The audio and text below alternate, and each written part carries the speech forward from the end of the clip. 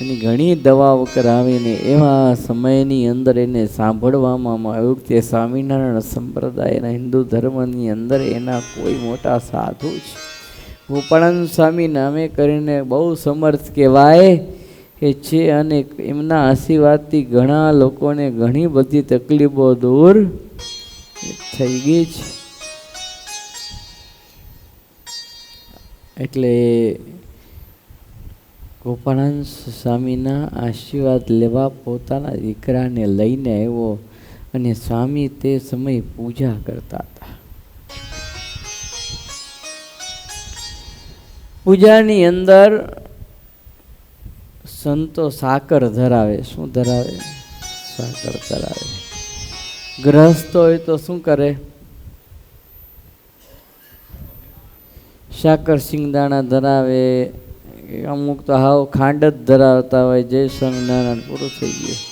અમુક સારા હરિભગત હોય તો કાજુ બદામ પિસ્તા સૂકો મેવો ધરાવે ભગવાનને. હવે આટલોક ધરાવવાનો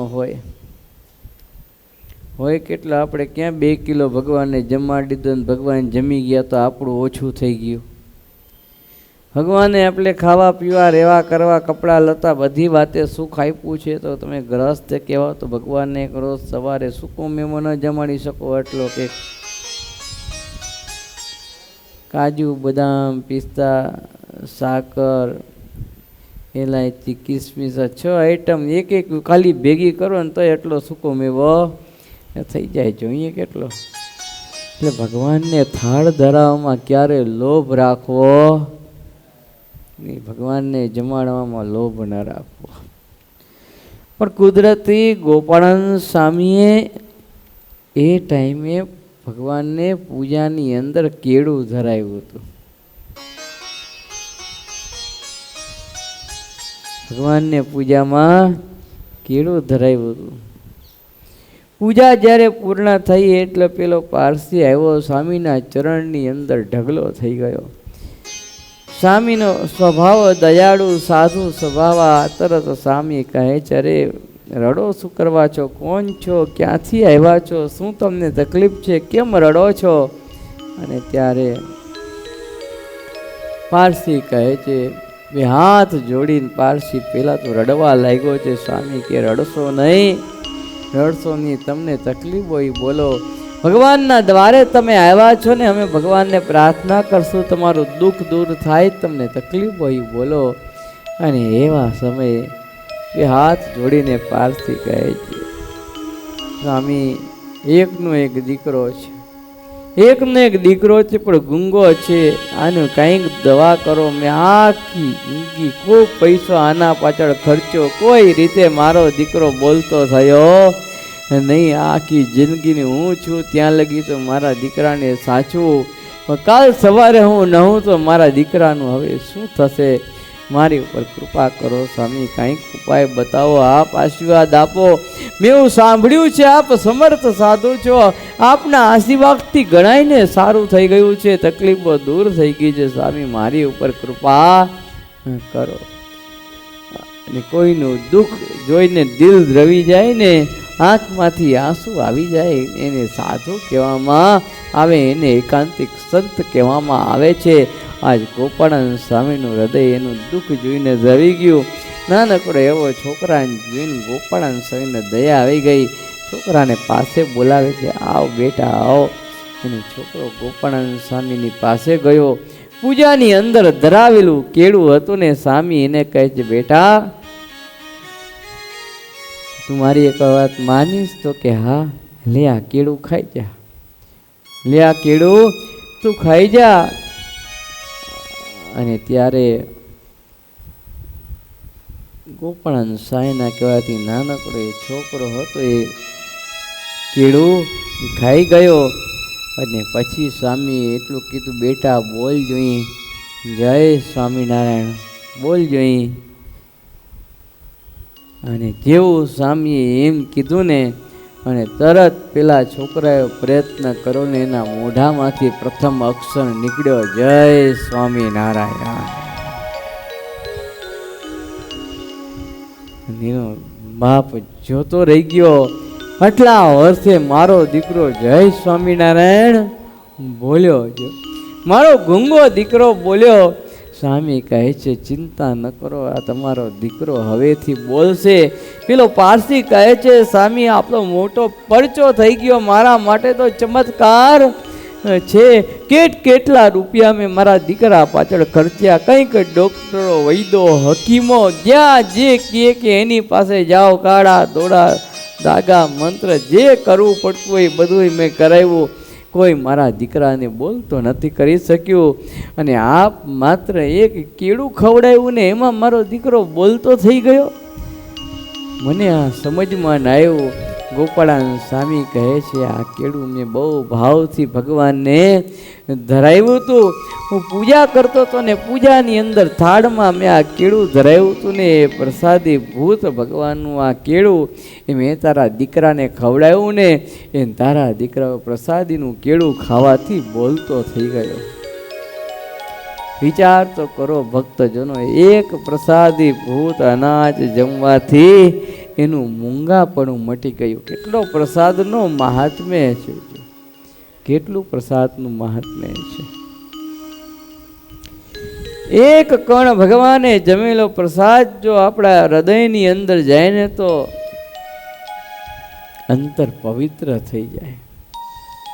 સાચા ભાવથી નિયમ ધર્મને યુક્ત થઈ સદભાવ વડે ભગવાનનો થાળ બનાવ્યો હોય ને પ્રેમથી ભગવાનને ધરાવ્યો હોય, પ્રીતિપૂર્વક ભગવાનનો થાળ ગાયો હોય, સ્નેહપૂર્વક ભગવાનને જમાડ્યા હોય ને એ પ્રસાદી ભૂત થયેલું અનાજ જ્યારે એ પ્રસાદ આપણે જમીને આપણું અંતકરણ પલટાઈ જાય, હૃદયની અંદર શુદ્ધ વિચારો આવવા લાગે, સદવિચારોનું ત્યારે પ્રાગટ્ય થાય ને ત્યારે હૃદયમાં એમ થાય કે હવે મારે પરમાત્માના સ્વરૂપમાં જોડાઈ જવું છે, ભગવાનનું ભજન કરવું છે ને આધ્યાત્મિક માર્ગમાં આગળ વધવા માટેનો કાંઈક નવો ઉપાય આપણને પ્રાપ્ત થાય. આ પ્રસાદી ભૂત અન્નનો પ્રતાપ છે.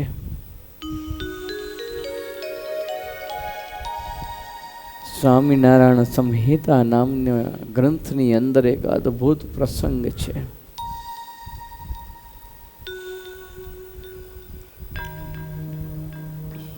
એકવાર શ્રીજી મહારાજ એક ગામને પાદર સત્સંગ વિચરણ કરતા આવ્યા હશે અને એ સમયે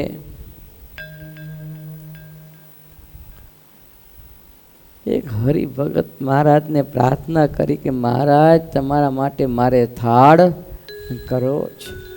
મહારાજ એને હા પાડી, પ્રેમથી એમણે થાળ કર્યો, પ્રેમથી એમણે થાળ કર્યો અને ભગવાનને જમાડ્યા.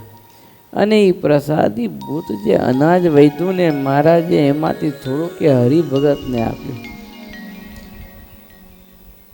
અને બાકીનો જે પ્રસાદ હતો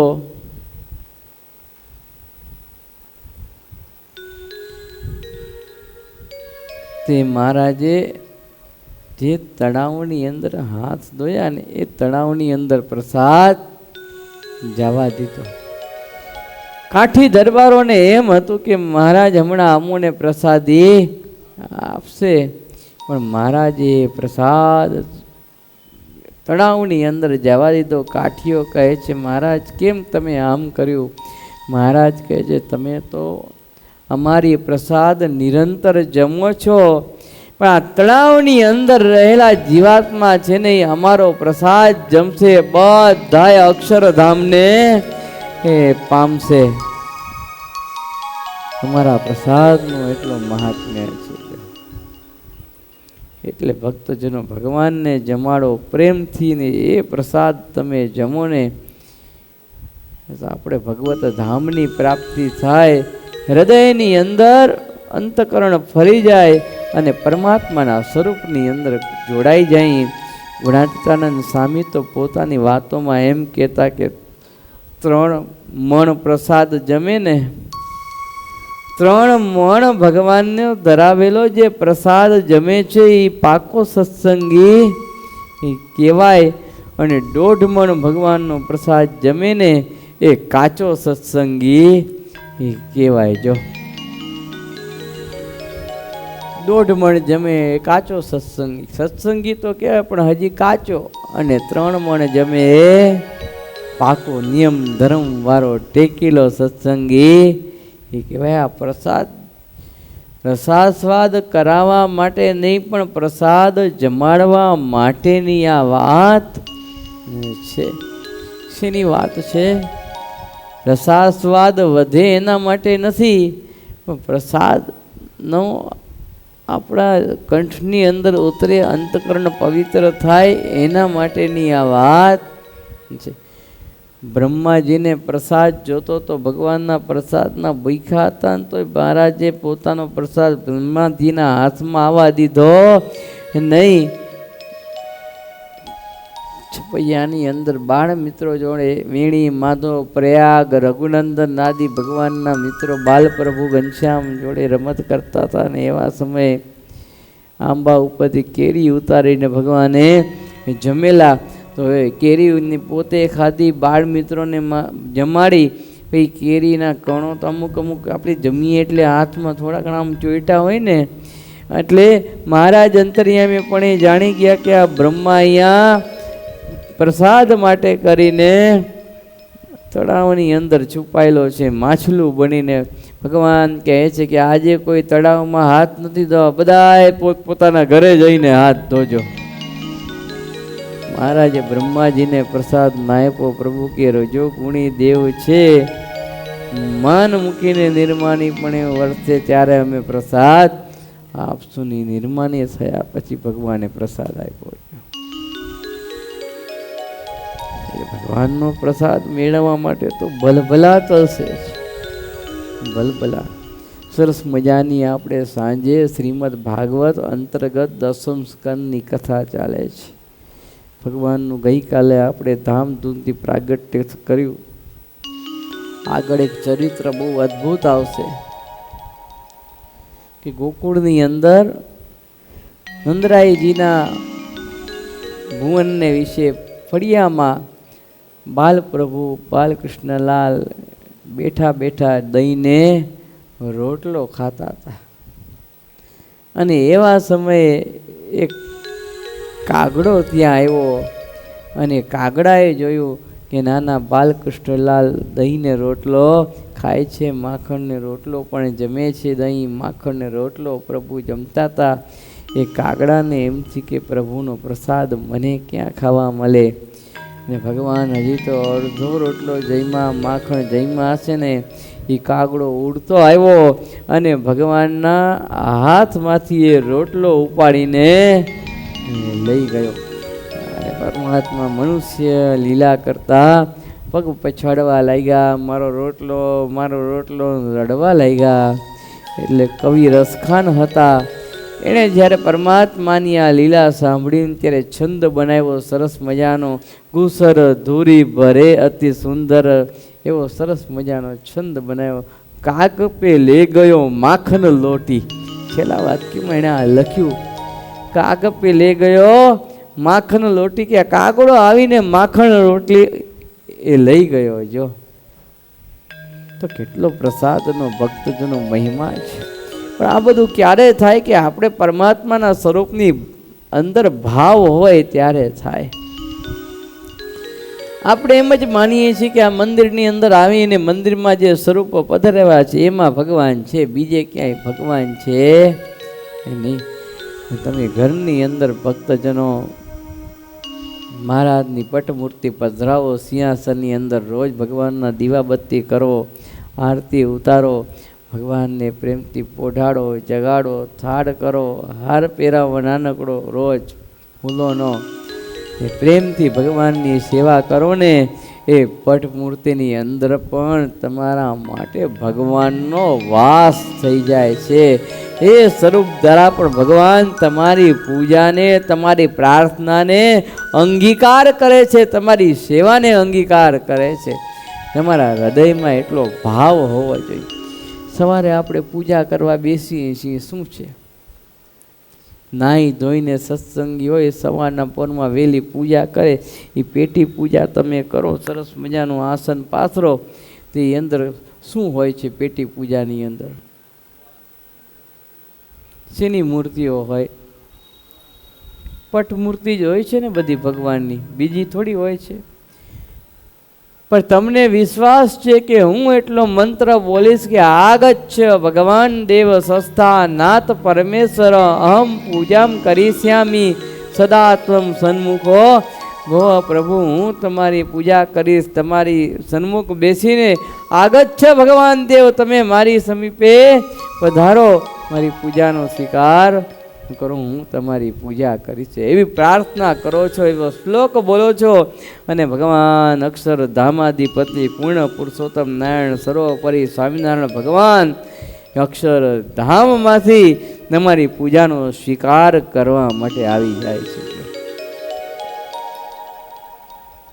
તમને એમાં ભાવ છે, વિશ્વાસ છે કે ભગવાન આવી ગયા છે.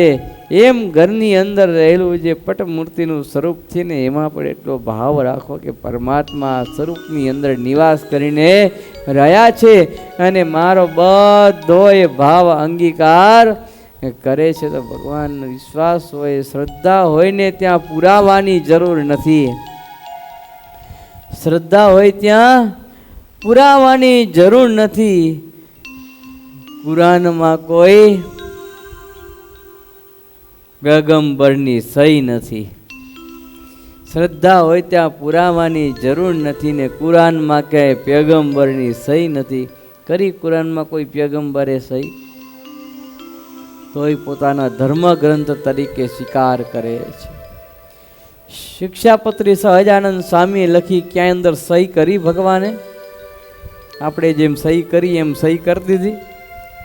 ક્યાંય સહી નથી. ખાલી મહારાજે એટલું જ લખ્યું બીજા શ્લોકમાં કે લિખામી સહજાનંદ સ્વામી સર્વા નિજાસિતાન નાના દેશ સિતાન શિક્ષાપત્રી મૃતાલય સ્થિત.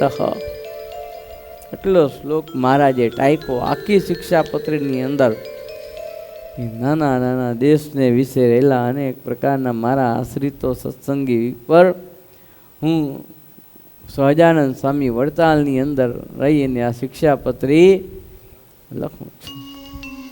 પણ ક્યાંય સહી કરી? ક્યાંય સહી નથી કરી. છતાંય આપણને વિશ્વાસ છે કે આ સહજાનંદ સ્વામીનો ગ્રંથ છે, આ મહારાજે લખેલો છે. ગીતાજી ભગવાને કીધેલા છે. ભગવાન બધાને વિશ્વાસ છે કે શ્રદ્ધા છે, આ ગીતાજી કીધેલા છે.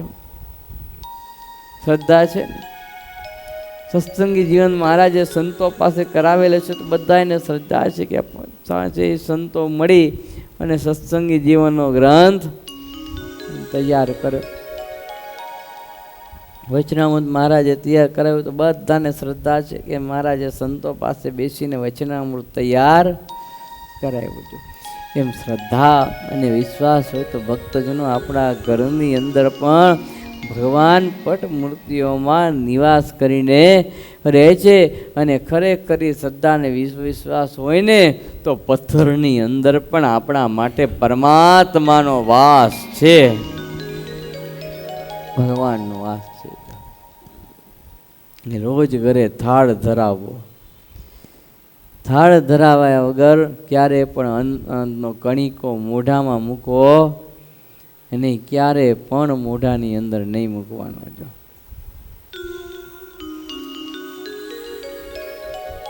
તામ શ્રીજી મહારાજ 58મા શ્લોકમાં આજ્ઞા કરે છે કે શ્રી કૃષ્ણ ભગવાને નૈવેદ્ય કરીને પછી તે પ્રસાદીનો અન્ન. આ જ શ્લોકની અંદર મહારાજ આગળ એવું કહે છે, કૃષ્ણ સેવા પરૈ પ્રીત્યા ભવિતવ્યમ ચ તૈહિ સદા.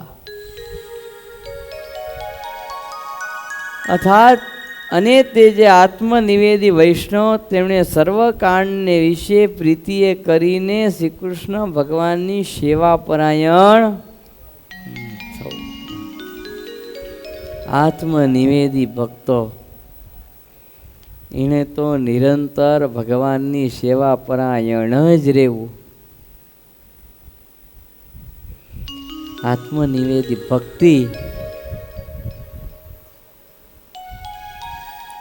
કઈ ભક્તિની અંદર આવે? કયા ભક્તિનો પ્રકાર છે આ? નવધા ભક્તિનો પ્રકાર છે. નવમી આત્મનિવેદી ભક્તિ. અને એ આત્મનિવેદી ભક્તિ જેને ભગવાનના સ્વરૂપમાં થઈ જાય ને, એ આત્મનિવેદી ભક્તિનું એ ફળ છે કે તેને 10મી ભક્તિ પરા પ્રેમ લક્ષણા પરા સ્વરૂપા ભક્તિના હૃદયની અંદર પ્રગટ થાય.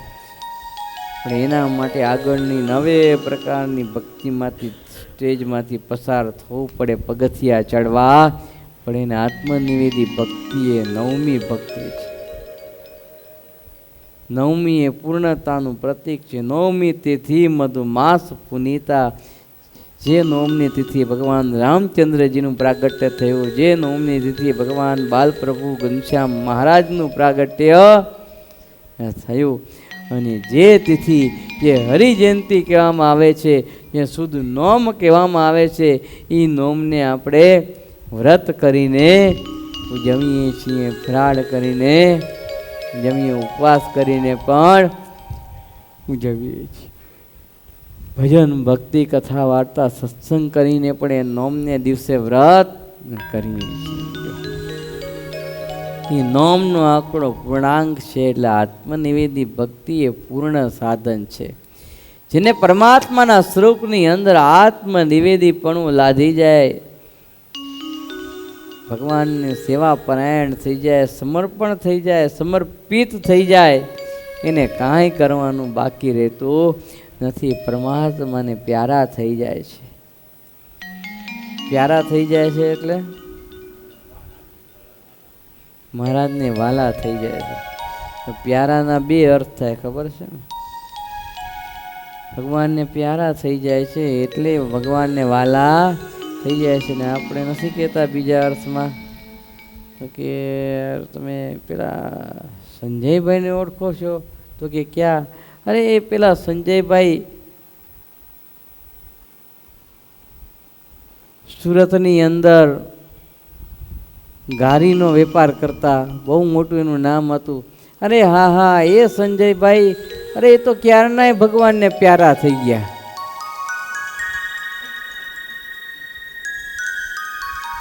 ક્યારના ભગવાનને પ્યારા છે. પ્યારા થઈ ગયા એટલે ક્યારના પોગી ગયા. એ પ્યારા થઈ ગયા એના 2 અર્થ થાય કે મહારાજને વાલા થઈ ગયા, મહારાજને ગમી ગયા, અને પ્યારા થઈ ગયા એટલે ઉપર પહોંચી ગયા છે. એટલે ભગવાનને ગમતા થવું હોય, ભગવાનને પ્યારા થવું હોય ને, ભગવાનને વાલા થવું હોય તો ભક્તો આત્મનિવેદી ભક્તિ કરવી પડશે, સેવા પરાયણ થવું જ પડશે. જો ગીતાજીની અંદર એક અદ્ભુત શ્લોક ભગવાન શ્રી કૃષ્ણ અર્જુનજી પ્રત્યે કહે છે કે હે અર્જુન, પત્રમ પુષ્પમ ફલમ તોયમ યો મે ભક્ત્યા પ્રયચ્છતિ તદહં ભક્ત પદ્મમસ્રામી પ્રયતાત્મનઃ.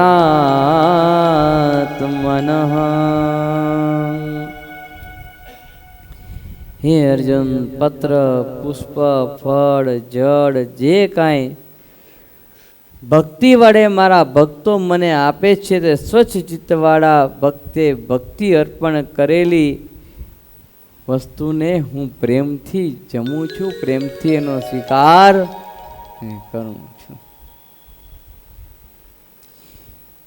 તો આત્મનિવેદી ભક્તો હોય એ સેવા પરાયણ હોય, ભગવત સેવા પરાયણ. કેવા? ભગવત સેવા પરાયણ. ભગવાનને સ્નાન કરાવવું હોય તો એ પોતે કરાવે, વસ્ત્ર પહેરાવા હોય તો એ પોતે પહેરાવે, આરતી કરવી હોય તો એ પોતે કરે, ભગવાનનો થાળ બનાવવો હોય તો એ પોતે થાળ બનાવે, દાંતણ પાણી કરાવવા હોય પોતે કરાવે, જગાડે પોતે, પૂજાડે પોતે, એની પગચંપી કરવી હોય તો એ પોતે કરે, ભગવાન માટે સ્વેટર આદિ ગૂંથવું હોય ને તો એ પણ એ જાતે ગૂંથે, સરસ મજાની માળા ફૂલોની તૈયાર કરવી હોય તો એ જાતે કરે. પરમાત્માની કોઈ પણ સેવા હોય ને એ ગમે એટલા મોટા હોય તો પણ જાત સેવા કરે આ આત્મનિવેદી ભક્તનું લક્ષણ છે. પરમાત્માએ તમને ઓવર ધન સંપત્તિ આપી દીધી છે કે જેનો કોઈ પાર આવે ની ઓવર ધન સંપત્તિ તમને લોકોને આપી છે. પણ ગમે એટલી ભક્તજનો ધન સંપત્તિ તમને આપી હોય, બહુ મોટા તમને પાર્ટીવાળા બનાવ્યા હોય, છતાં એક ભગવાનના ભગત થઈને નાના બનીને ભગવાનની સેવા તમે ઘરની અંદર જાતે કરો ને તો પરમાત્મા તમારા ઉપર બહુ રાજી થાય, બહુ રાજી. એટલે તો મોટા સંતો કાયમ અમરીશ રાજાનું દ્રષ્ટાંત હતા કે અમરીશ રાજા આત્મનિવેદી ભક્ત હતા. કોણ હતા? આત્મનિવેદી ભક્ત હતા. અને બધી જ સેવાને જેવા તેવા નતા.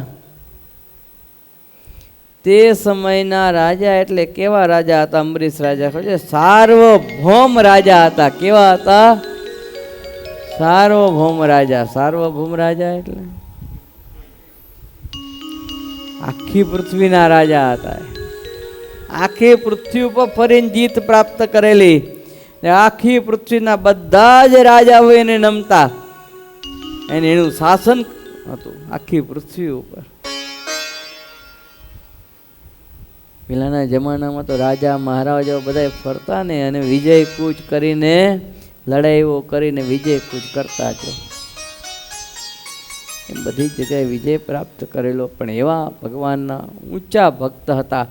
આવડા મોટા રાજા હતા ને તોય જાત સેવા કરતા. કેટલા દાસ દાસીઓ એના રાજ્યની અંદર હતા. પણ અમરીશ રાજાએ ક્યારે ઓર્ડર નથી આપ્યો, હોય જલ્દી ભગવાનને જગાડી દેતો. બીજા દાસીને એમ એક જલ્દી ખાવાનું બનાવો ભગવાન માટે. ઓર્ડર નથી આપ્યો. ભગવાનને સવારે સ્નાન કરાવવું હોય, થાળ કરવો હોય, રસોઈ બનાવી હોય તો એમાં પાણી જોઈએ, સ્નાન કરાવવા પાણી જોઈએ, ભગવાનને દાંતણ કરાવવા જળ જોઈએ, ભગવાનને પીવરાવવા માટે પણ જળ જોઈએ. તો એ જળ ભરવા માટે પણ અમરીશ રાજા પોતે જતા. આટલા મોટા સાર્વભૌમ રાજા હતા તો કોઈ પણ જાતની શરમ રાખ્યા વગર એ ગામડાની અંદર જ્યાં બધી બાઈઓ કૂવા કાંઠે પાણી ભરતી હોય ને એ જગ્યાએ કૂવા ઉપર પાણી ભરવા હાથમાં ગળો લઈ અને અમરીશ રાજા જાતે જાય. કોઈ પણ જાતની શરમની સંકોચ નહીં કે આટલો મોટો હું સાર્વભૌમ રાજા છું તો મારે ઓર્ડર આપવાના હોય. આવા નાના નાના કામ તો મારી આબરૂ જાય એવો ક્યારે એને મનમાં સંકલ્પ ન થાય. વિચાર કરો. અને તે સમયે રોજના નિયમ પ્રમાણે કૂવામાંથી પાણી ભરીને ઘડો ભર્યો માથે ઉપાડીને જેમ બેનો હાલે ને એમ અમરીશ રાજા ચાલે. ત્યારે એક બેન જોઈ ગયા કે આ રોજ પાણી ભરવા આવે છે. એકવાર પૂછ્યું, આ તમે રોજ પાણી ભરવા આવો છો, કોના માટે લઈ જાઓ? તો કે મારા પ્રભુ માટે લઈ જાઉં છું, મારા ભગવાન માટે લઈ જાઉં છું. અને ત્યારે બેન એટલું બોલ્યો કે એ મોટો આવ્યો ભગતની પૂંછડી. એને ખબર નહીં કે આ સાર્વભૌમ રાજા છે અમરીશ રાજા. એને ખબર નથી. બહુ મોટો આવ્યો ભગતની પૂંછડી. અને અમરીશ રાજા તો નાચવા લાગ્યા કે મને ભગતની પૂંછડી કીધો. ભગતની પૂંછડી કીધો, નાચવા લાગ્યો કે એટલે કોઈએ મને ભગત તો નથી કીધો પણ ભગતની પૂંછડી તો કીધો. એવા મોટા ભાગ્ય ક્યાંથી કે ભગતની પૂંછડી તો મને કેવા મળે, થવા મળે. મારા ભાગ્ય હોવા જોઈએ. કેટલો ગુણ લીધો. અને જ્યારે સભા થઈ, રાજ્યાસન ભરાણો, અમરીશ રાજાએ તપાસ કરાવી. પેલા બેનને બોલાવો અને સેવકો ગોતી આવ્યા બેનને. બેનના તો હોશ કોશ ઉડી ગયા. આમ ધ્યાનપૂર્વક જોયું. સવારે પાણી ભરવા આવ્યા તો થોડી કાંઈ મુગટ બુગટ બધું દાગીના બધું પહેરીને આવ્યા હોય. ત્યારે તો એક ભગવાનની પૂજા માટે આવ્યા હોય એટલે ધોતી પહેરેલી, ઉપર એકાદ વસ્ત્ર ઓઢેલું હોય, બીજું તો કાંઈ હોય નહીં. આ તો રાજા એટલે પછી જ્યારે રાજગાદી બેસે એટલે ત્યારે કેવું હોય, સોનાનું પિતાંબર પહેરેલું હોય, સોનાની પછેડી હોય, ઉપર સોનાના કવચ હોય, માથે સોનાના મુંગટ ને કાનમાં કુંડળ ને હાથમાં કણાન સોનાની માળાન.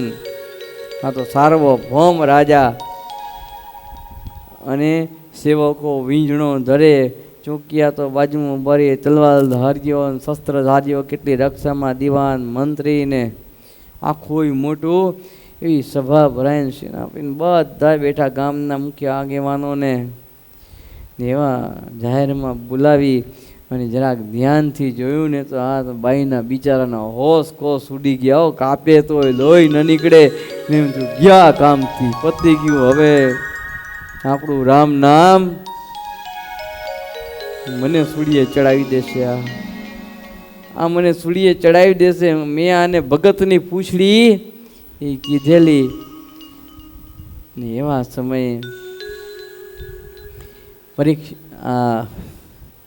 અમરીશ રાજા પોતાના સેવકોને એમ કહે છે કે હીરા માણેકને રત્ન લાવો, હીરા માણેકને રત્ન લાવો. તો આ તો સાર્વભૌમ રાજા હતો, એના દરબારમાં કાંઈ ખોટ હોય? થાળી ભરી ભરીને હીરા માણેકને રત્ન લાવ્યા. અને અમરીશ રાજા કહે છે કે પેલી બેનને આપો. એ બધા પૂછે અંતિમ આ બેનને હીરા માણેકને રત્નને ભેટ સોગાદ આપે છે. ત્યારે અમરીશ રાજા કહે છે કે આણે બહુ મોટો ઉપકાર કર્યો મારા ઉપર. તો કે શું? આણે મને ભગતની પૂંછડી કીધું, અને બહુ મોટો ઉપકાર કર્યો. મને કહો કેટલી હું મારા ભાવની પ્રેમથી સેવા કરું છું, ગદગદ કંઠે રોમાંચિત ગાત્રે કરું છું, પણ ક્યારે મને કોઈએ ભગત કીધું નથી. બધાએ મહારાજા કહીને બોલાવે છે, મને નમે છે, પણ આજ પહેલી વાર મને ભગતની તો કાંઈ નહીં, પણ ભગતની પૂંછડી તો કીધું એટલે હું નાચવા લાગ્યો. મને આનંદ થઈ ગયો, મને કોઈ ભગતની પૂંછડી કીધું છે. આત્મનેવી ભક્તનું લક્ષણ. બધી સેવા જાતે કરે, લોકો ગમે એમ બોલે ને તો રાજી થાય ને એવા આત્મનેવી ભક્તો હોય, સેવા બધી જાત કરનારા હોય, કોઈને ઓર્ડર ના આપનારા ન હોય, એવા ભક્તની રક્ષામાં ભગવાને સુદર્શન ચક્ર મૂકેલું. જો રાજી થઈને પરમાત્માએ ભક્તની રક્ષા કરવા માટે સુદર્શન ચક્ર મૂકેલું.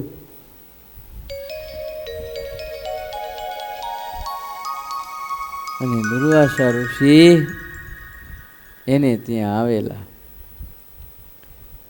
હવે આગલે દિવસે એકાદશીનો ઉપવાસ અમરીશ રાજાએ કરેલો ને બીજે દિવસે પારણા કરવાના હતા. પારણાનું મુહૂર્ત જતું રહેવું હતું ને આ કે હું નાહીને આવું, ખાઈને જાઉં. દુર્વાસા કે નાહીને આવું ને ખાઈને જાઉં.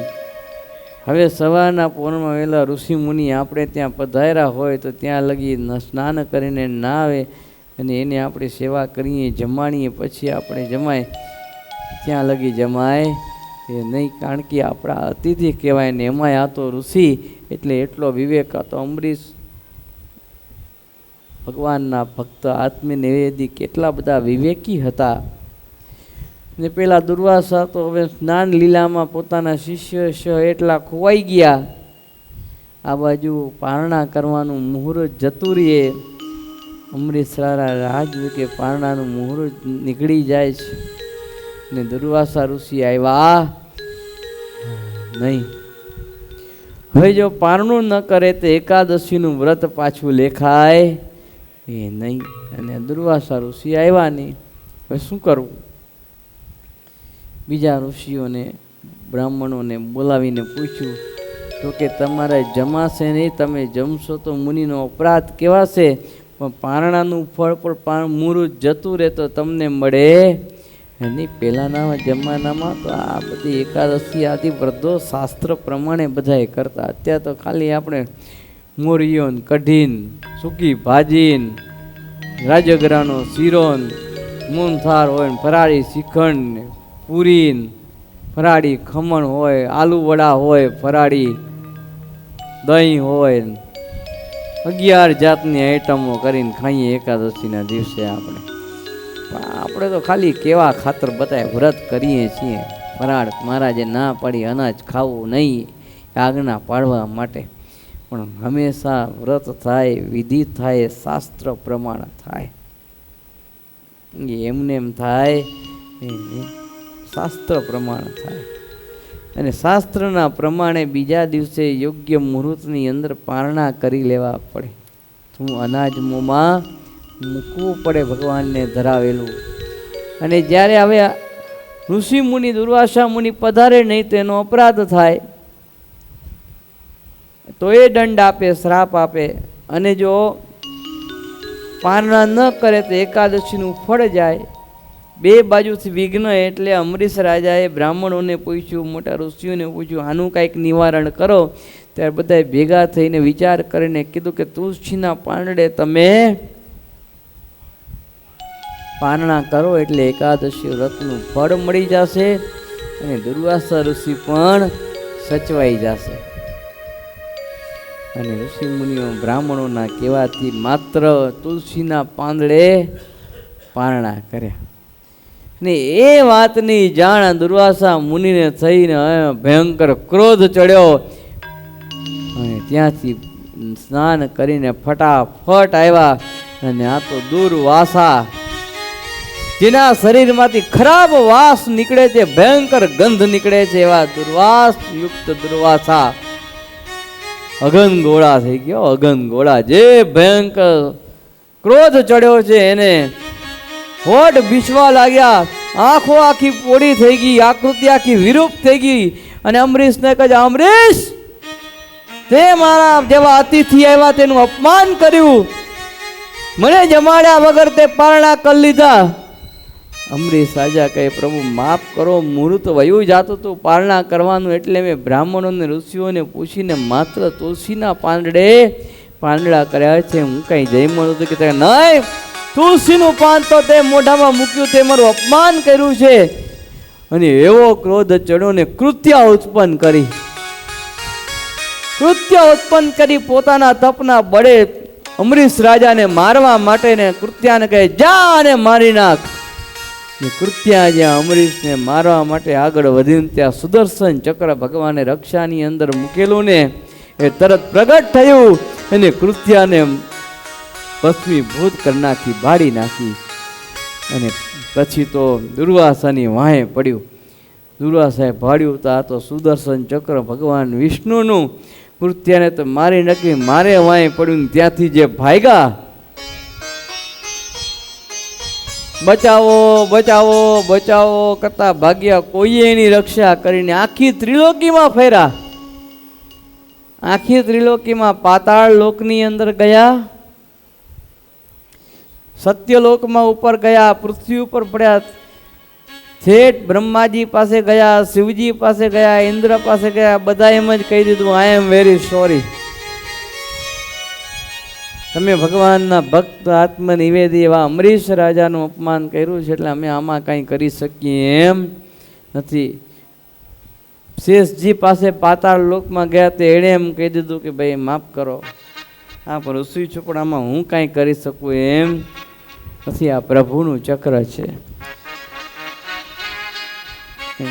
છેલ્લે કોઈ વળી સારા એવા સાધુઓ છે, એણે ઉપાય બતાવ્યો કે આમાં બીજું તો કાંઈ નહીં થાય, પણ અમરીશ મહારાજા જેવા ભગતનો તમે અપરાધ કર્યો છે એટલે ભગવાન પાસે જાઓ, તમને કાંઈક ઉપાય બતાવે. તો દોડતા દોડતા જેનું ચક્ર છે એવા બ્રહ્મા પાસે વિષ્ણુ લોકમાં ગયા, પ્રભુના ચરણની અંદર પડ્યા, બે હાથ જોડ્યા, પ્રભુ માફ કરો, માફ કરો, આ તમારું શસ્ત્ર પાછું લ્યો, મને મારી નાખશે, મારી નાખશે. ત્યારે ખુદ ભગવાન કહે છે, આઈ એમ વેરી સોરી, આમાં હું એ કાંઈ નહીં કરી શકું, તે મારા ભગતનો અપરાધ કર્યો છે ને એ ભગત પાસે જા.